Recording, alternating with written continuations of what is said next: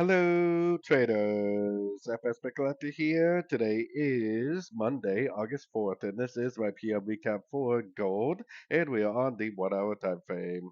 So, in this morning, in my morning video for gold, I said that first of all, I said we are going to likely spend the next day or so trying to figure out whether this move up is a pullback to this move down or not. If it continues to make impulsive movements, which means higher highs, higher lows, higher high, higher low, higher high, higher low, higher high, higher low. If they keeps doing that, then that's obviously an impulsive movement to the upside.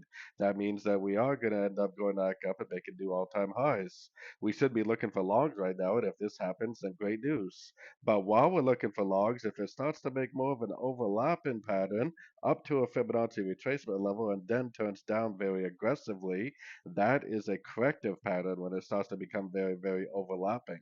So I would be looking for logs right now. If it continues to maintain higher highs, higher lows, then definitely continue to look for logs. If it bounces off a fib level, breaks structure to the downside, starting to make very overlapping patterns, then that tells us that this move up really is a correction to this move down, and that it will go down and make new lows, at least on this time frame.